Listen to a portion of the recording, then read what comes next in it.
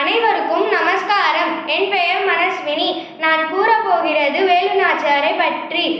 இராமநாதபுரத்தை ஆண்ட செல்லமுத்து மன்னரின் ஒரே மகள் வேலுநாச்சியார். பல திறமைகளை கொண்ட வேலுநாச்சியார் சிவகங்கை மன்னர் முத்துவடுகநாதரை மணந்தார். முத்துவடுகநாதர் காளையார் கோவிலில் ஆங்கி படையின் சூழ்ச்சியால் கொல்லப்பட்டார். அதனால் வேலுநாச்சியார் திண்டுக்கல் கோட்டையில் தங்கி சிவகங்கையை மீட்க உறுதி பூண்டார். ஒரு படையை திரட்டி பயிற்சி அளித்தார். வேலுநாச்சியாருக்கு உறுதுணையாக அமைச்சர் தாண்டவராயர், தளபதிகள் பெரிய மருது, சின்ன மருது மற்றும் பெண்கள் படைப்பிரிவினர் குயிலி ஆகியோர் இருந்தனர். முதலில் காளையார் கோவிலில் ஆங்கிலேயரிடமிருந்து கைப்பற்றினார் வேலுநாச்சியார். பின்பு விஜயதசமி அன்று பெண்கள் படைப்பிரிவினர் மாறுவேடத்தில் ஆயுதங்களுடன் சிவகங்கை கோட்டையினுள் குயிலியின் தலைமையால் நுழைந்தனர். குயிலி தம் உடலில் தீ வைத்துக் கொண்டு ஆங்கிலேயரின் ஆயுத கிடங்கினுள் குதித்து அதனை அழித்தனர். வேலுநாச்சியார் படை ஆங்கிலேயருடன் கடுமையாக போராடி சிவகங்கை மீட்கப்பட்டது.